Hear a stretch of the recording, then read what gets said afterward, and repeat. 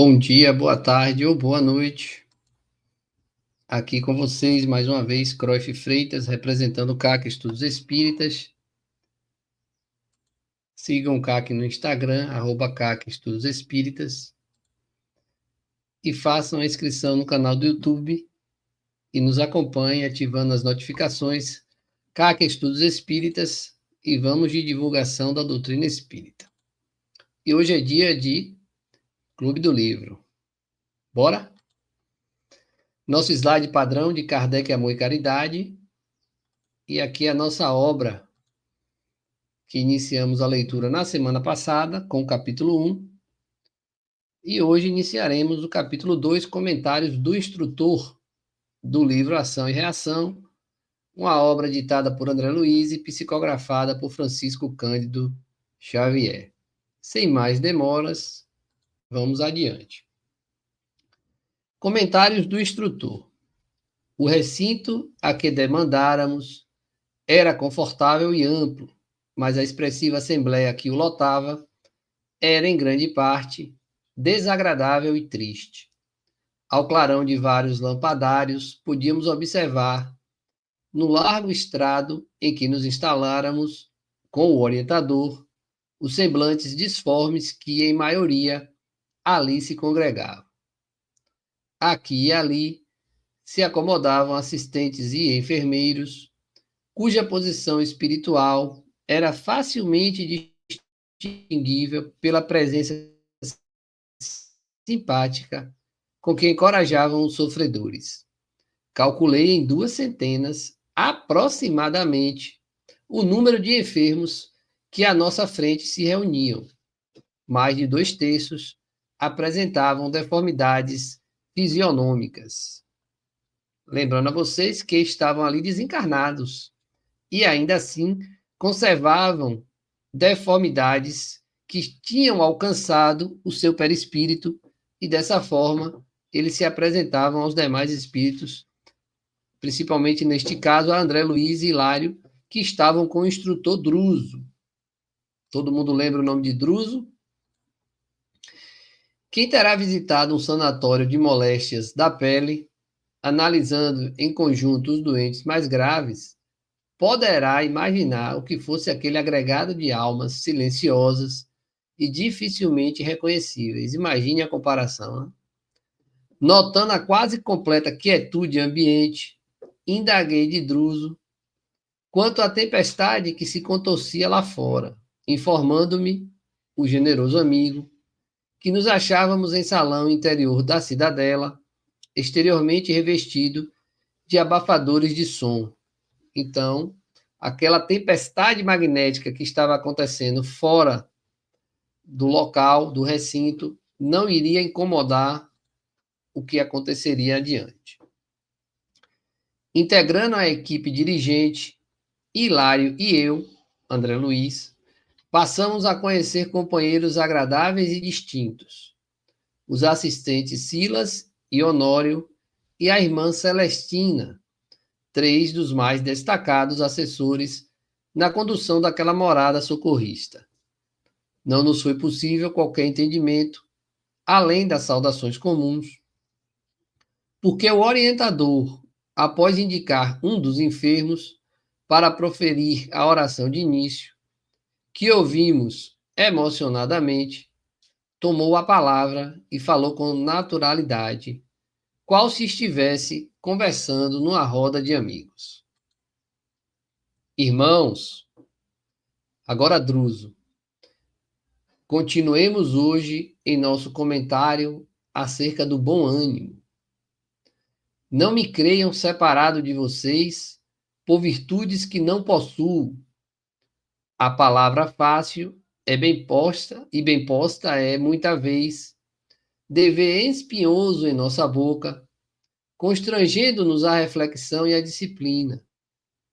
Também sou aqui um companheiro à espera da volta, à espera da reencarnação. A prisão redentora da carne acena-nos ao regresso. É que o propósito da vida trabalha em nós e conosco, através de todos os meios, para guiar-nos à perfeição. Cesseando-lhe os impulsos, agimos em sentido contrário à lei, criando aflição e sofrimento em nós mesmos.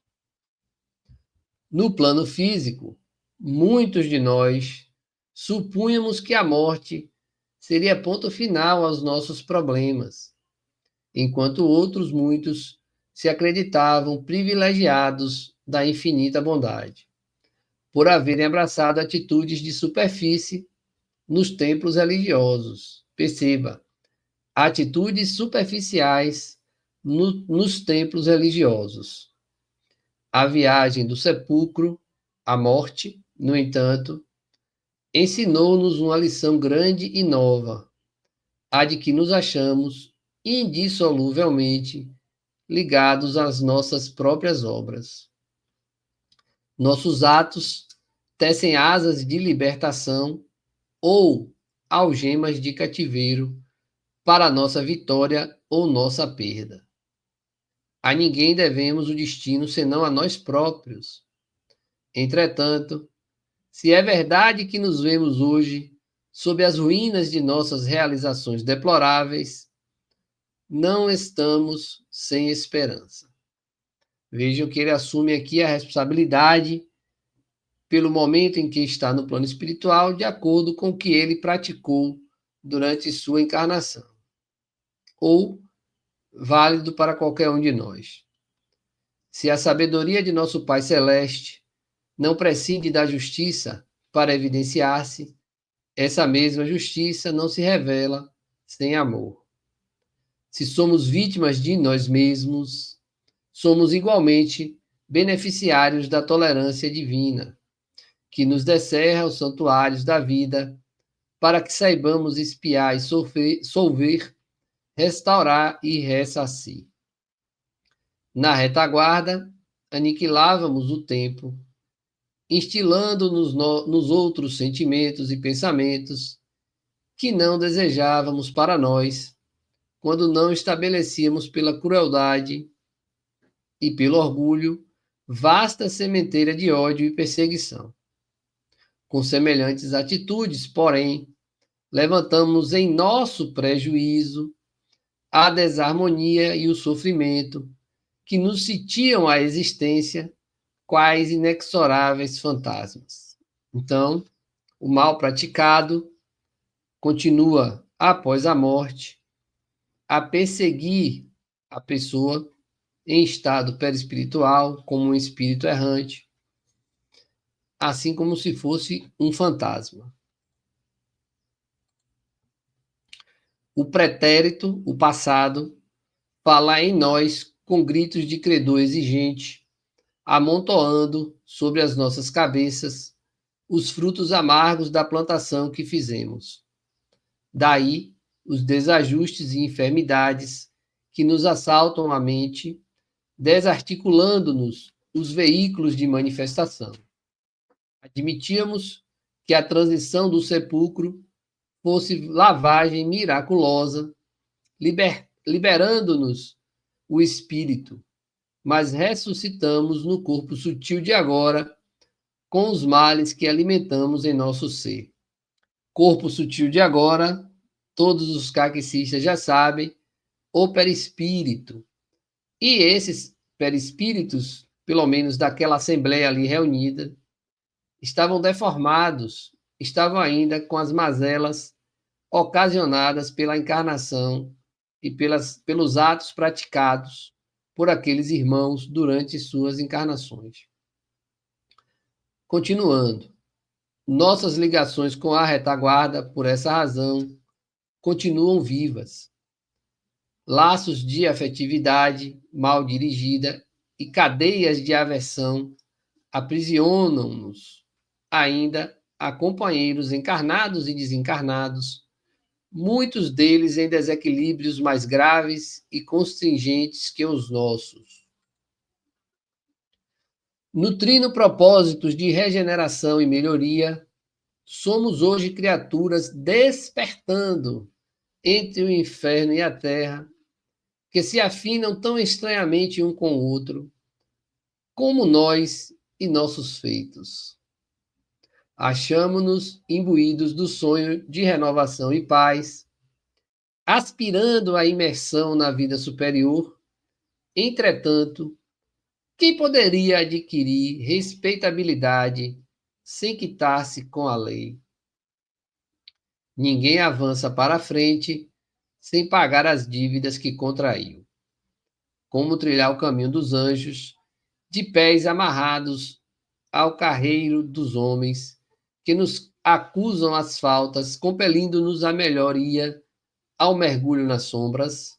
Então é impossível, meus irmãos, o progresso sem a quitação de nossos débitos, nossas dívidas, sem a correção dos nossos erros. Caso contrário, não seria justo. Imagine querer merecer a credibilidade de ser superior, constando débitos em atraso, querer pousar de bom pagador, com o nome no Serasa, com o nome negativado. Então, percebam a importância de estarmos quitados com os nossos débitos.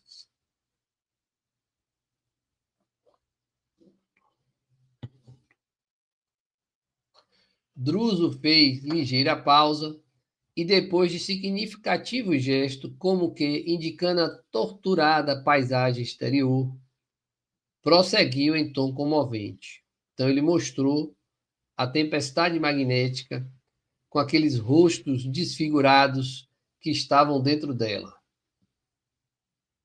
Em derredor do nosso pouso de trabalho e esperança, alongam-se flagelos infernais. Quantas almas petrificadas na rebelião e na indisciplina, aí se desmandam no aviltamento de si mesmas. O céu representa uma conquista, sem ser uma imposição. A lei divina, alicerçada na justiça indefectível, funciona com igualdade para todos. Por esse motivo, nossa consciência reflete a treva ou a luz de nossas criações individuais. A luz, aclarando-nos a visão, descortina-nos a estrada. A treva, enceguecendo-nos, agrilhoa-nos ao cárcere de nossos erros.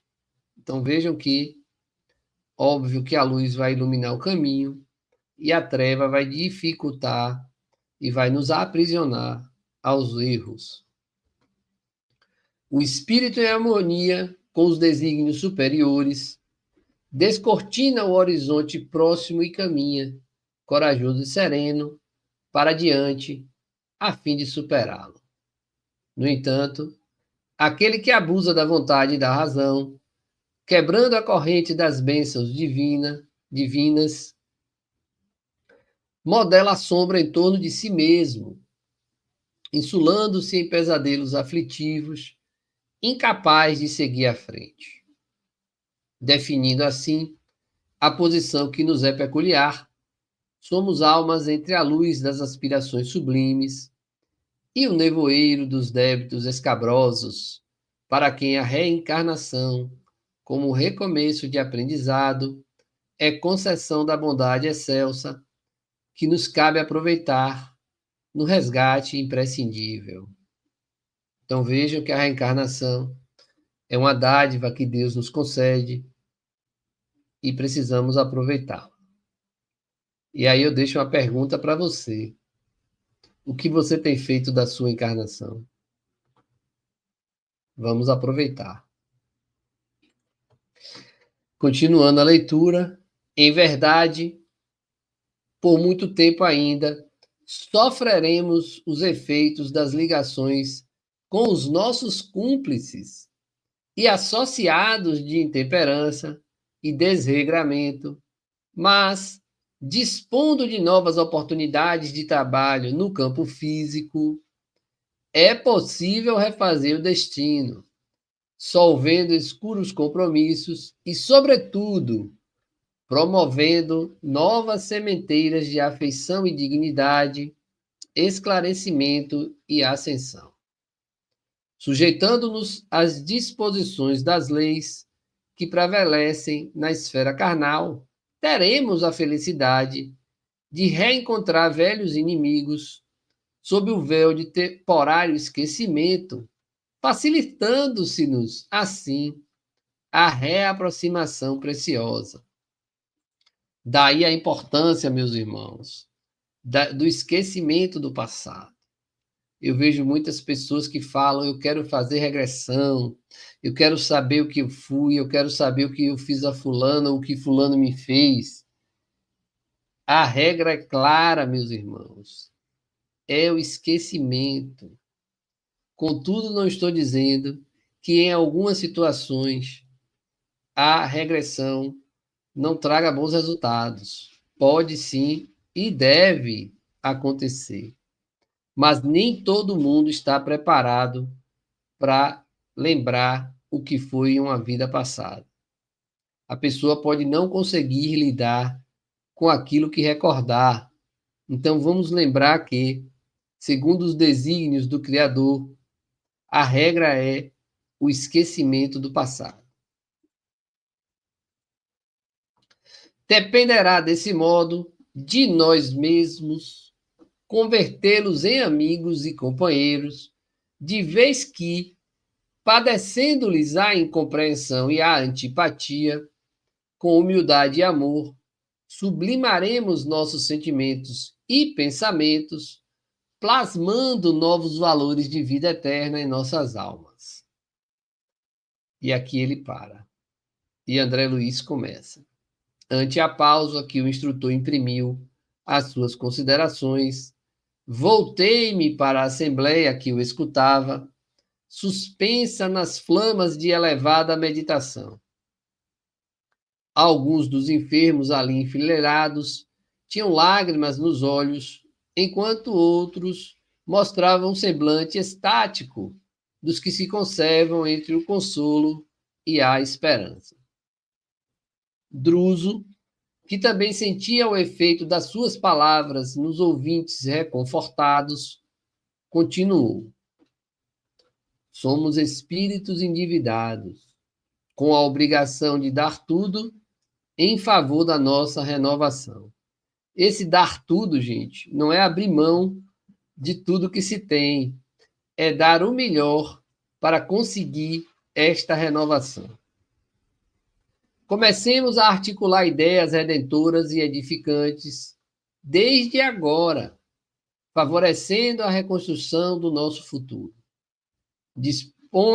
Disponhamos-nos a desculpar os que nos ofenderam, com o sincero propósito de rogar perdão às nossas vítimas. Então, vamos perdoar para sermos perdoados. Cultivando a oração com serviço ao próximo, reconheçamos na dificuldade o gênio bom que nos auxilia a desafiar-nos ao maior esforço. Esse gênio bom é o nosso anjo da guarda, que está sempre próximo. Basta que nós possamos conectar com eles. Basta a nossa lembrança em chamá-los para mais próximo.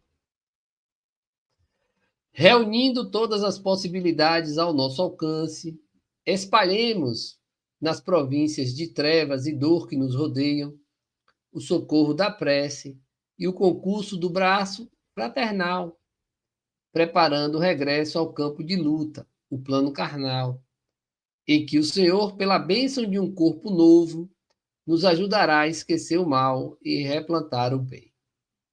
Para nós, herdeiros de longo passado culposo, a esfera das formas físicas simboliza a porta de saída do inferno que criamos. Superando nossas enfermidades morais e extinguindo antigas viciações, no triunfo sobre nós mesmos, acrisolaremos nossas qualidades de espírito, a fim de que, em nos elevando, possamos estender mãos amigas aos que jazem na lama do infortúnio.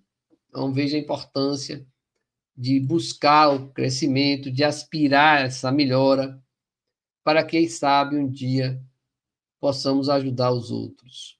Mas primeiro precisamos melhorar. Só não espere ficar perfeito. Se você já pode, você já ajuda. faça a caridade que puder, e quem não pode direcionar uma prece por um irmão? Quem não pode se dispor à prática de um serviço voluntário? Pensem nisso também.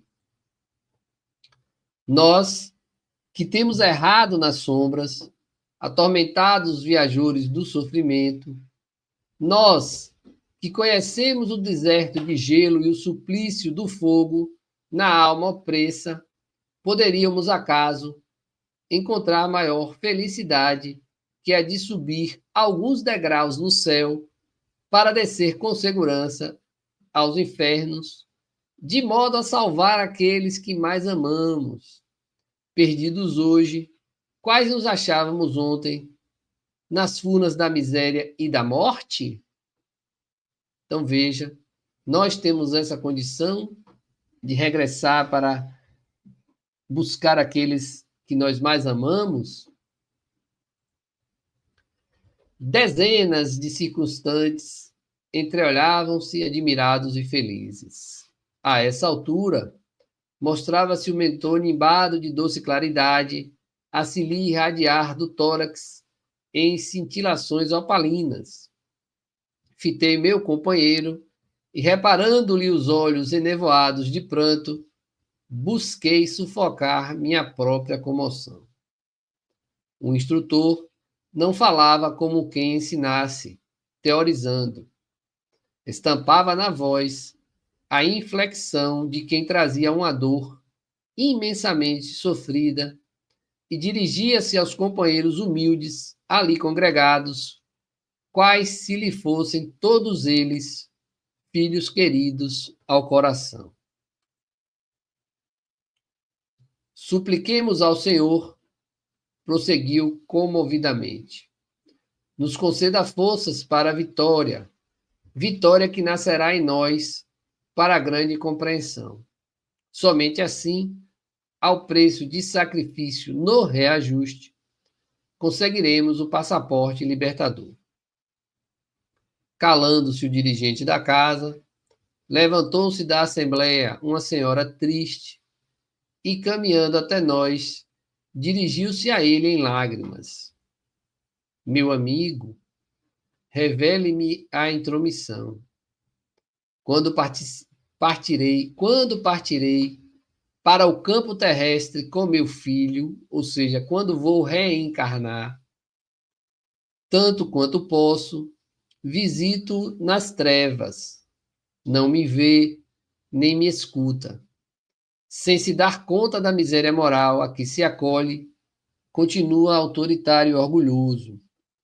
Paulo, no entanto, não é para mim um inimigo, é um filho inolvidável.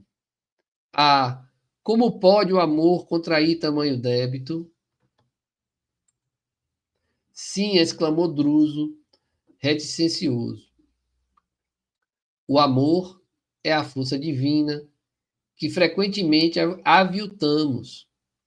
Tomamos-la para pura e simples da vida com que o Senhor nos criou e com ela inventamos o ódio e o desequilíbrio, a crueldade e o remorso, que nos fixam indefinidamente nas sombras.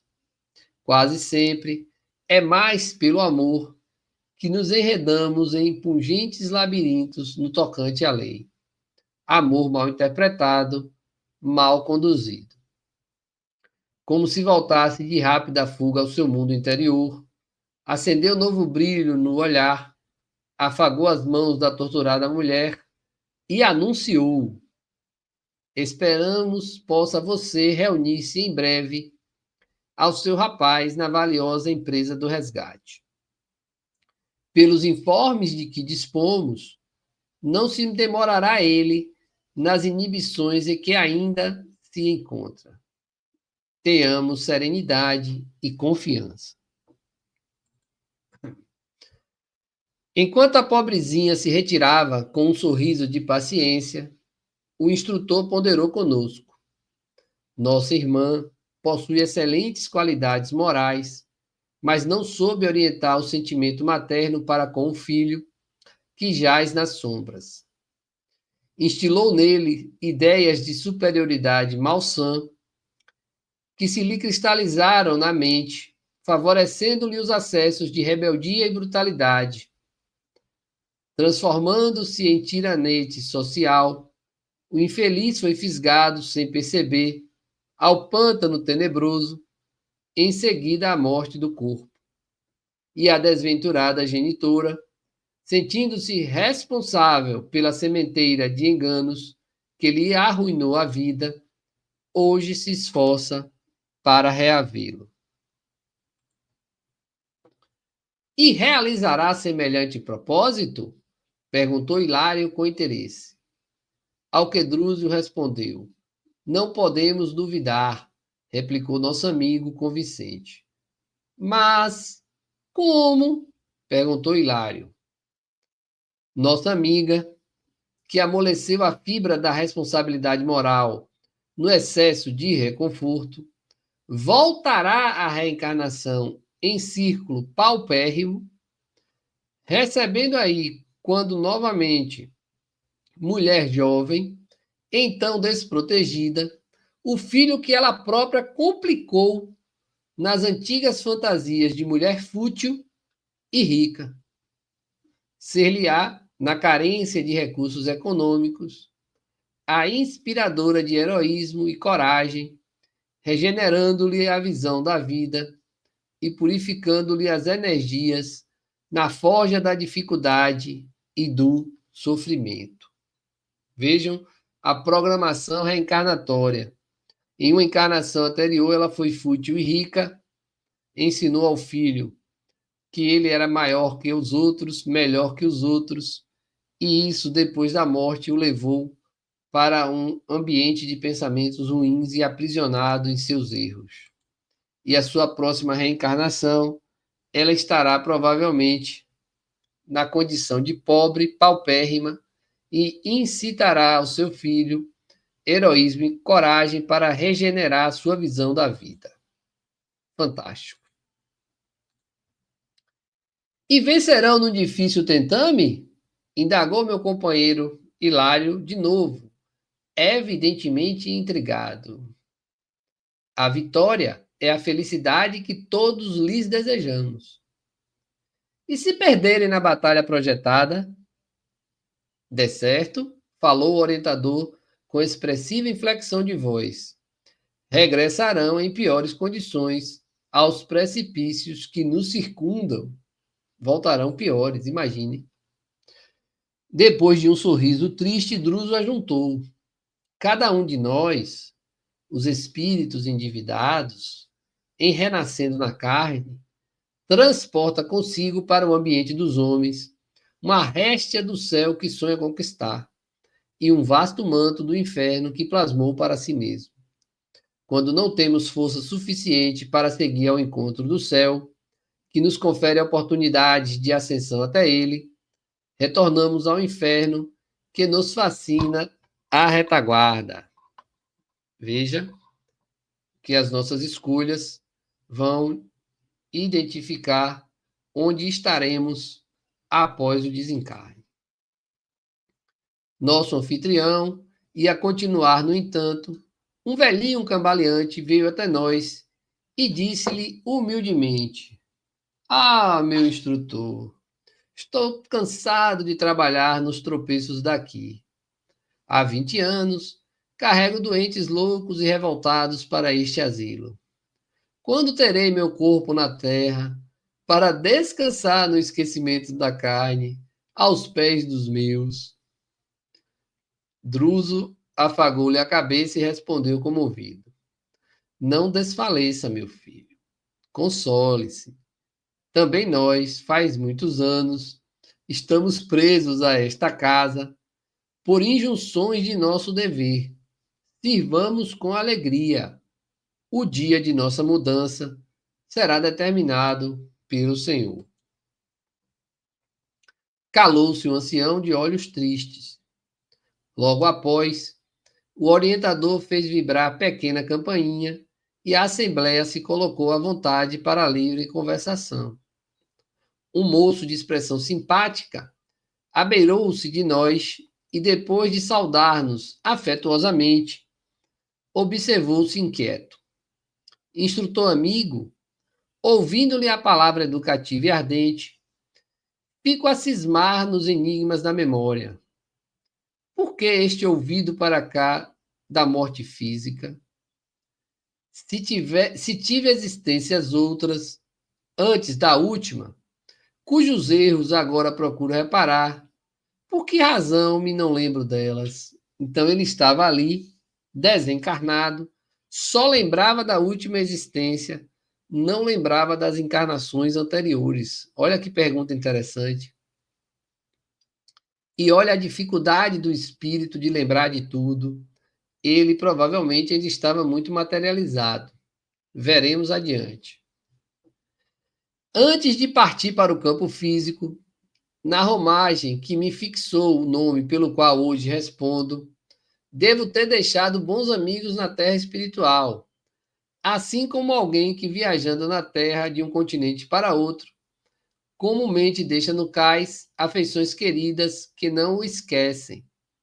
Como justificar a amnésia que me não permite recordar os companheiros que devo possuir à distância? Então ele queria lembrar de companheiros de outrora, de encarnações passadas, mas ele não conseguia. Bem, ponderou o interpelado sabiamente, os espíritos que na vida física atendem aos seus deveres com exatidão, retomam pacificamente os domínios da memória, tão logo se desenfaixam do corpo denso, reentrando em comunhão com os laços nobres e dignos que os aguardam na vida superior, para a continuidade do serviço de aperfeiçoamento e sublimação que lhes diz respeito. Contudo, para nós, percebam como Druso se inclui para não ferir os outros irmãos. Para nós, consciências intranquilas, a morte no veículo carnal não exprime libertação, porque ainda muito materializados, os espíritos que ali se encontravam mantinham-se aprisionados às paixões.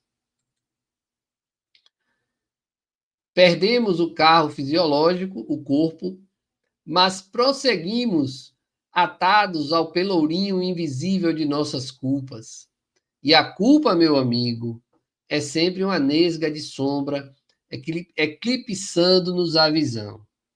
Nossas faculdades mnemônicas, relativamente às nossas quedas morais, assemelham-se, de certo modo, às conhecidas chapas fotográficas, as quais, se não forem convenientemente protegidas, sempre se inutilizam. O mentor fez breve pausa em suas considerações e continuou. Imaginemos a mente como sendo um lago. Se as águas se acham pacificadas e límpidas, a luz do firmamento pode retratar-se nele com segurança.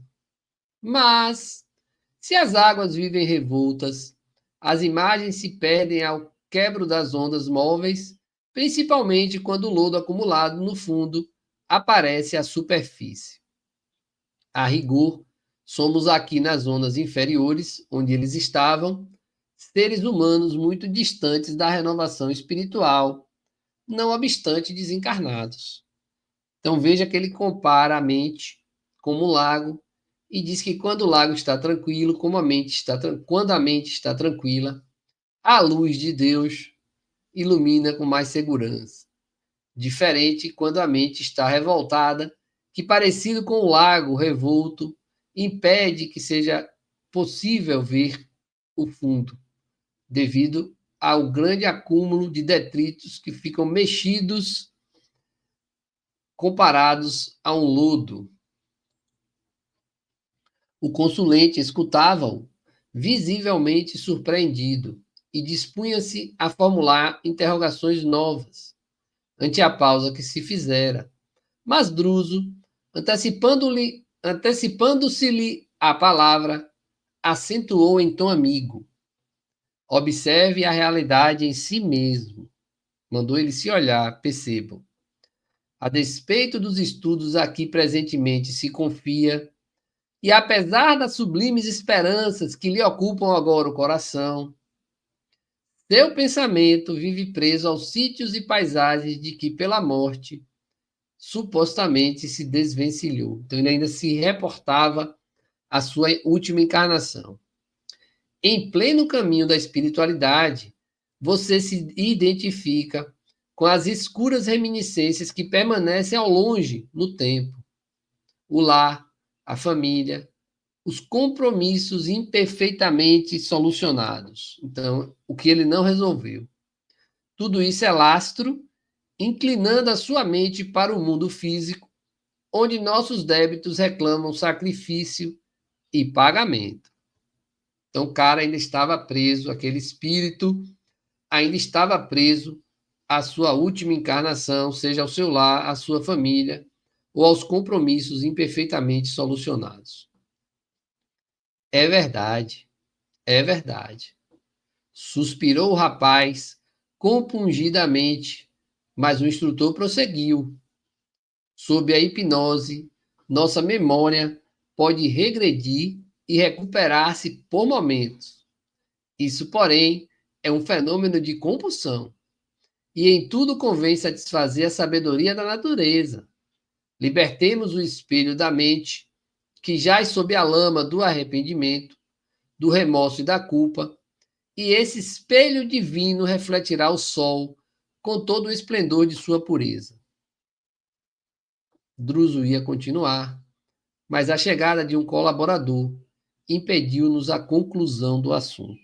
Então veja que ele termina, depois de várias instruções sobre reencarnação, sobre o que mantém as pessoas presas naquele local de energias e vibrações inferiores, de deformidades perispirituais nos espíritos, porque eles ainda estavam aprisionados às suas encarnações, sobretudo por terem errado, por não terem cumprido o planejado, por terem aumentado a sua carga de dívida reencarnatória. E Druso saiu bondosamente, esclarecendo a cada um e incitando a esperança para a reencarnação e a renovação. Com isso, terminamos o segundo capítulo do livro Ação e Reação. E o próximo capítulo, capítulo 3, continua o que estava sendo dito, vai falar sobre a intervenção na memória. Este é o título. Nos encontraremos, então, na próxima segunda-feira, com a permissão do Criador, e deixo aqui votos de uma semana iluminada a todos vocês. Beijos magnéticos e até a próxima. Lembra de dar o like para ajudar o canal e divulgar ainda mais a doutrina espírita. Fiquem com Deus.